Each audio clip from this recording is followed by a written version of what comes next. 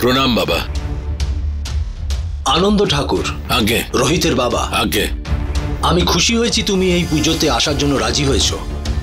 তোমার ছেলের জন্য খুব জরুরি ছিল। সত্যি কথা বলতে কি আমি আসতেই চাইছিলাম না। বুক তো আমারও ভেঙেছে। আমি তো একজন বাবা, ভেবে দেখলাম ছেলের জন্য জীবিত অবস্থায় কিছুই করতে পারিনি, অন্তত ওর আত্মার শান্তির জন্য তো কিছু করতেই পারি। বলুন কি করতে হবে? খুব ভালো, তোমার ওপরের এই বস্ত্রটা খুলে ফেলো আর বসে পড়ো।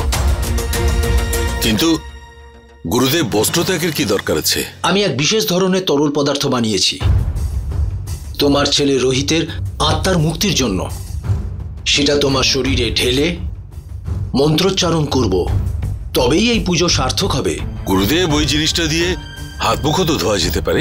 না বাবা, ওটা নাভি থেকে কাঁধ অবধি প্রলেপ লাগানো ভীষণ জরুরি। তার সাথে সাথে তোমাকে শ্বাস ভিতরে বাইরে করতে হবে। চলো। যেমন আপনি বলবেন।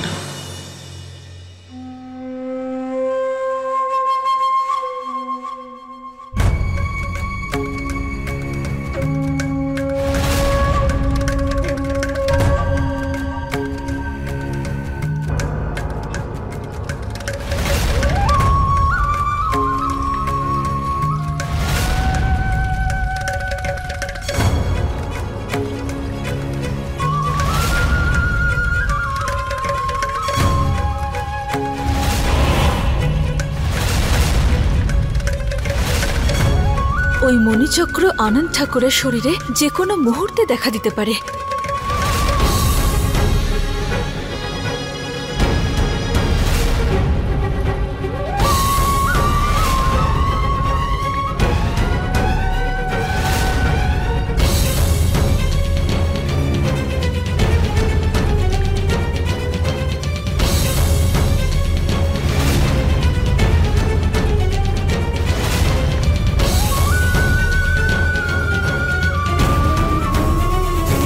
মণিচক্র তো দেখতে পেলাম না। আনন্দ ঠাকুর, পুজো সমাপ্ত হয়েছে।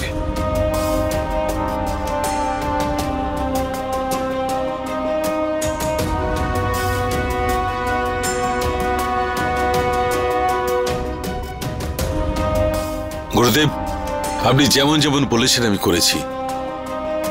এবার তো আমার ছেলের আত্মার শান্তি হবে। হ্যাঁ বাবা, নিশ্চয়ই পাবে। এবার আমি আসছি।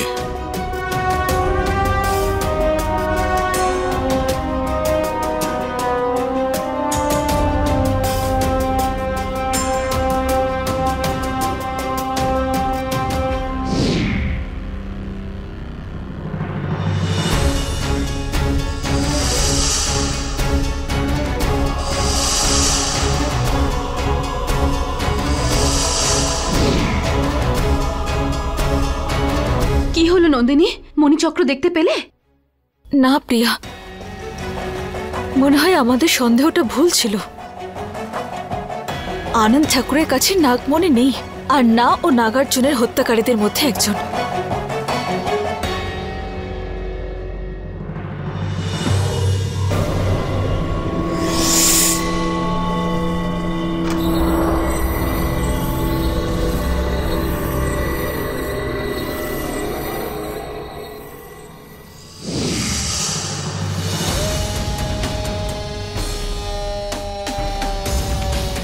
চেষ্টা তুমি অনেক করেছো শিবানী, কিন্তু ভুল চেষ্টা।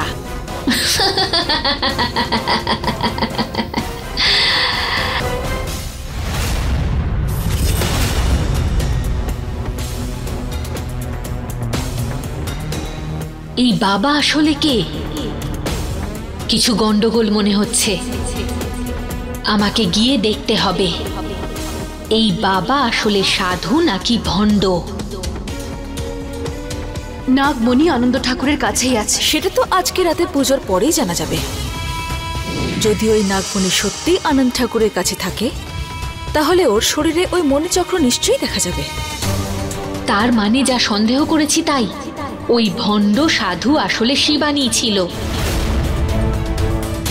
যদি শিবানী এটা জানতে পেরে যায় যে ওই মণি আনন্দ ঠাকুরের কাছে আছে, তাহলে ও যে করেই হোক ওই নাগমণি পেয়ে যাবে, আর তারপরে রাজকে বিয়ে করে নাগরানী হওয়ার স্বপ্ন আর পূরণ হবে না। না, আমি এটা কিছুতেই হতে দেব না। এই শিবানীকে যে করেই হোক আমায় আটকাতে হবে।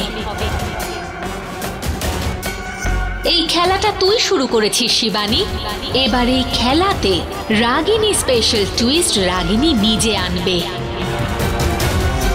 সত্যি বলছি, আনন্দ ঠাকুরের সত্যি আমার খেলার একটা অংশ মাত্র, যেটা সঠিক সময় আসলে সবাইকে জানাবো। মনি পাওয়ার ঠিক পরে।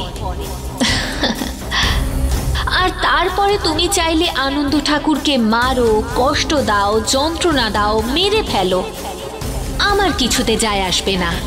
কারণ ততক্ষণে আমি আমার রাজকে নিয়ে নাগলোকে পৌঁছে যাব।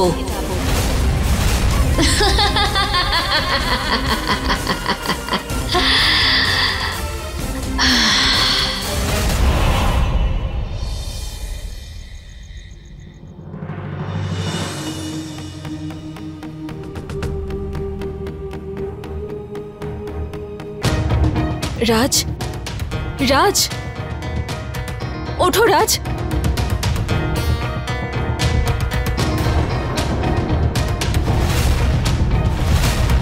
আপনি এই সময় এখানে? সব ঠিক আছে তো? কিচ্ছু ঠিক নেই। আমি তোমাকে শেষবারের মতো জিজ্ঞেস করছি, তুমি কি আমাকে ভালোবাসো? আর হ্যাঁ, যদি আজকে তুমি মিথ্যে বলো তাহলে আমি সত্যি বলছি, আমি নিজেকে শেষ করে ফেলবো এক্ষুনি, এই মুহূর্তে, এইখানে।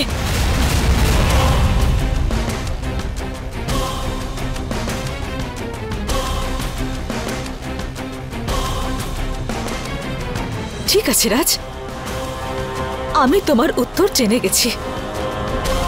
যদি আমি তোমার ভালোবাসার যোগ্য না হই তাহলে আমার বেঁচে থাকার কোনো অধিকার নেই।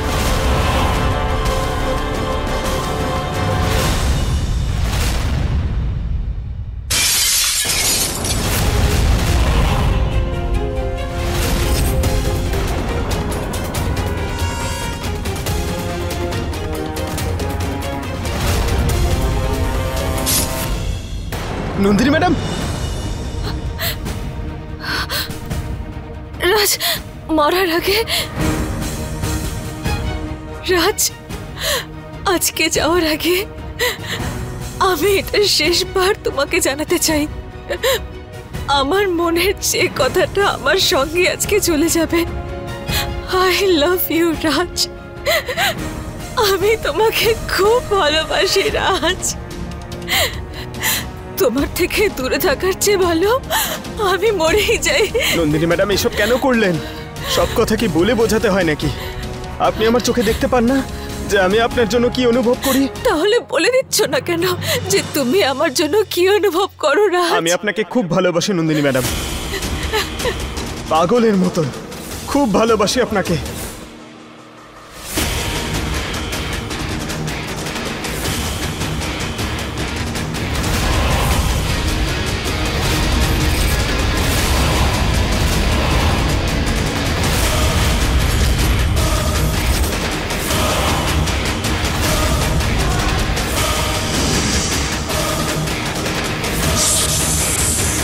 রাজ,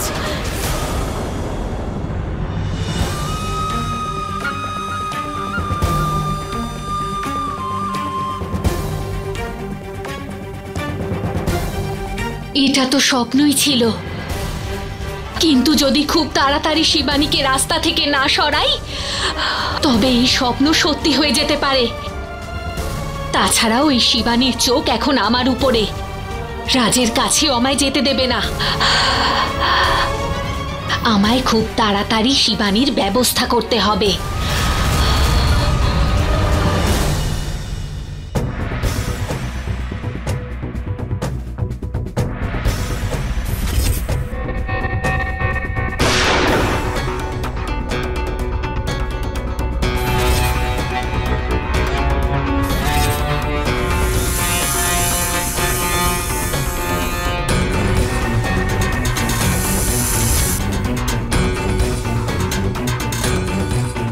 আচ্ছা, ওই হেলমেট পরা লোকটা আসলে কে ছিল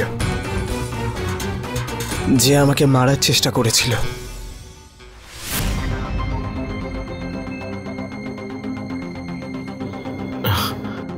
সব দরজা জানলা খুব ভালোভাবে বন্ধ করে দিয়েছো তো? ওই নাগিন যেন কোনোভাবেই এই বাড়িতে ঢোকার রাস্তা না পায়। দয়া করে চুপ করো এবার। এত ভয় পেয়ে আছো কেন তুমি? আরে তুমি বুঝতে পারছো না, মনোহর আর বিকাশও এটাই ভেবেছিল, কিন্তু হলো কি, মৃত্যু নিজে থেকে ওদেরকে ওদের বাড়ি থেকে নিয়ে গেল। যদি আমাদের বাড়িতেও চলে আসে? এত রাতে আমাদের বাড়ি কেউ আসবে না। তুমি গিয়ে ঘুমো আর আমাকেও ঘুমোতে দাও। হ্যাঁ রুবিনা, ওই ওই নাগিন চলে এসেছে এখানে। তুমি কিন্তু দরজাটা একদম খুলবে না। আরে একবার দেখতে তো দাও। রুবিনা, দরজা খুলো না। আমি বলছি আমাকে একবার দেখতে দাও।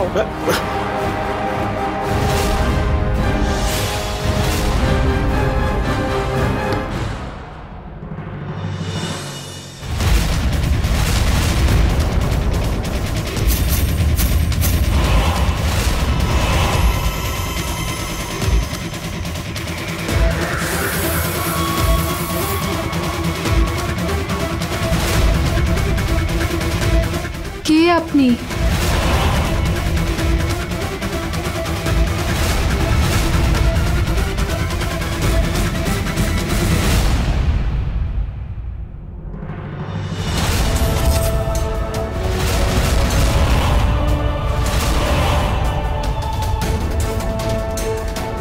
ববি,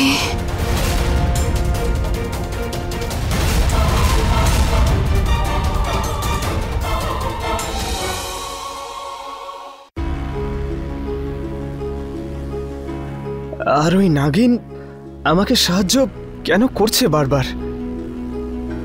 ওরা আমার কি সম্পর্ক?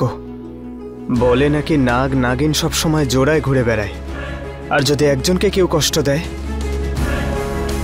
তাহলে আর একজন তার প্রতিশোধ নিশ্চয়ই নেয়। আচ্ছা, আমরা দুজন আবার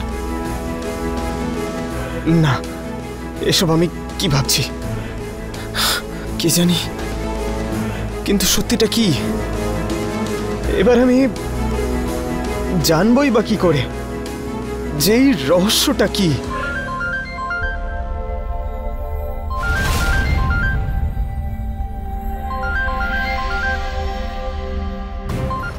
নন্দিনী ম্যাডাম,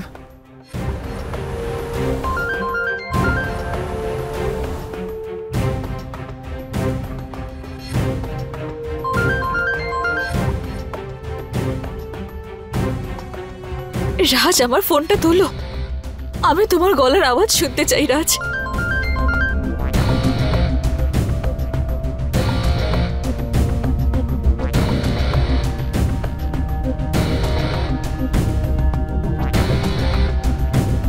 তুমি আমার সঙ্গে এটা করতে পারো না রাজ। ঠিক আছে, তুমি আমার ফোন তুলবে না তো? তুলো না, আমিও তোমাকে ফোন করেই যাব।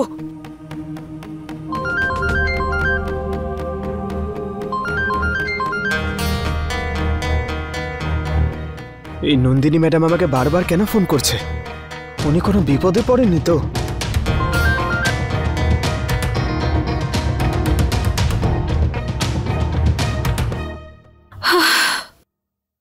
রাজ, আমার সঙ্গে কথা বলবে না?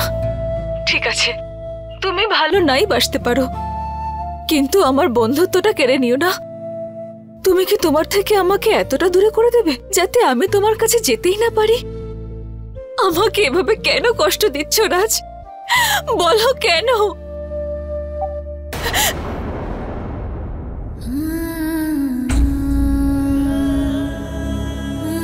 আমাকে কিসের শাস্তি দিচ্ছ রাজ? তোমাকে ভালোবাসার এত বড় শাস্তি? এত বড়? আপনার প্রশ্নের উত্তর আমার কাছে নেই নন্দিনী ম্যাডাম। এসব কেন হচ্ছে প্রভু? যদি আমরা একে অপরের জন্যই জন্মে থাকি তাহলে আমাদের মধ্যে এত দূরত্ব কেন তৈরি হচ্ছে? এ কেমন অটুট সম্পর্ক মহাদেব, যেখানে মিলনের চেয়ে বেশি বিরহ আছে, শুধু বিরহ।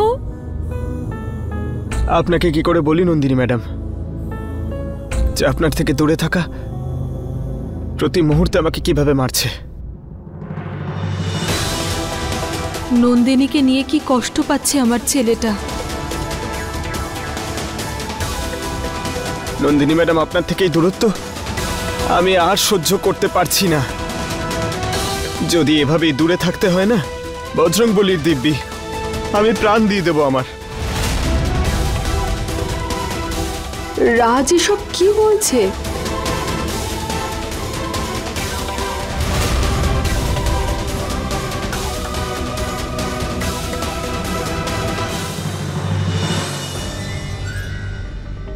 তুমি বেঁচে আছো?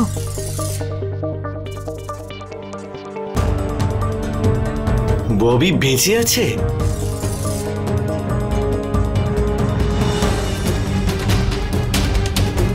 আঙ্কেল প্লিজ, আপনি চিন্তা করবেন না, আপনাকে আমি সব বুঝিয়ে বলছি। ববি তুমি বেঁচে আছো কি করে? মানে আমি কিছু বুঝতে পারছি না।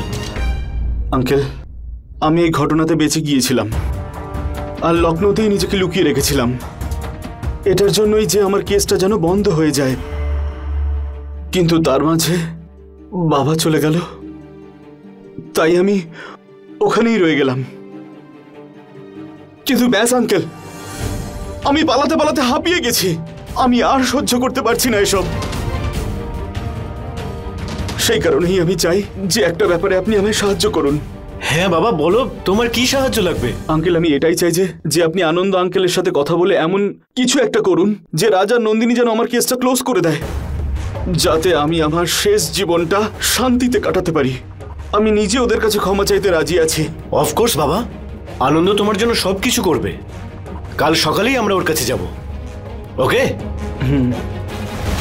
আমি জানতাম রাজ আর নন্দিনীর কাছে পৌঁছানো সব থেকে শর্টকাট আপনিই রয়েছেন আঙ্কেল, কিন্তু আমি ওদের থেকে ক্ষমা চাইতে নয়, বরং ওদের দুজনের ক্ষতি করতে এখানে এসেছি। এমনিতেও তোমার সঙ্গে কিছু জরুরি কথা ছিল।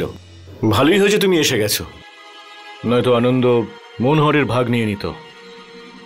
ভাগ? কিসের ভাগ আঙ্কেল? রুবিনা, তুমি ভেতরে গিয়ে শুয়ে পড়ো, আমার ববির সঙ্গে কিছু কথা বলার আছে।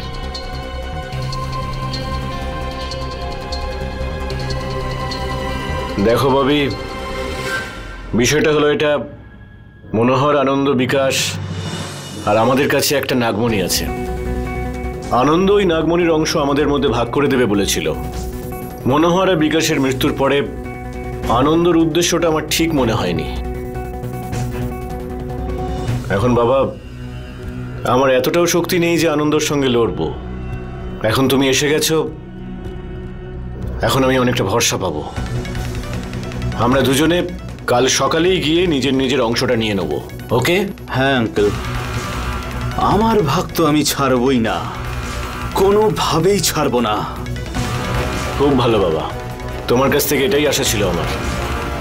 চলো, আমি তোমার শোয়ার ব্যবস্থা করছি।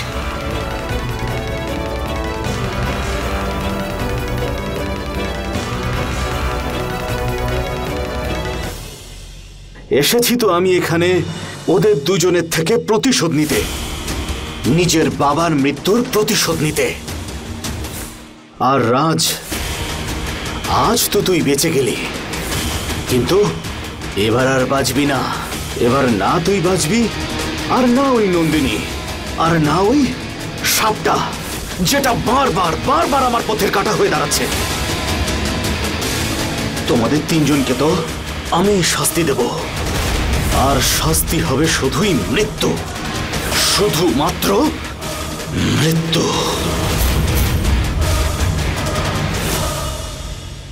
এমনিতে আমি তো এই চিন্তাই নিয়ে এখানে এসেছিলাম, কিন্তু আমি কি করে জানবো যে সোনার পালঙ্ক এখানে পসরা সাজিয়ে বসে আছে আমার জন্য? ঠিকই বলে, ভগবান যাকে যা কিছুই দেয় দুহাত ভরে দেয়। এবার আমি মারব একটা তীরে দুটো পাখি।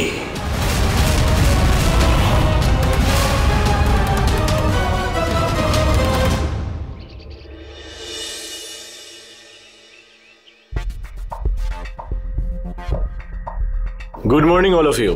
আরে আব্দুল, সকাল সকাল কি ব্যাপার ভাই? আজ বাড়িতে জলখাবার পাওনি নাকি? আরে আসলে ব্যাপারটা হলো,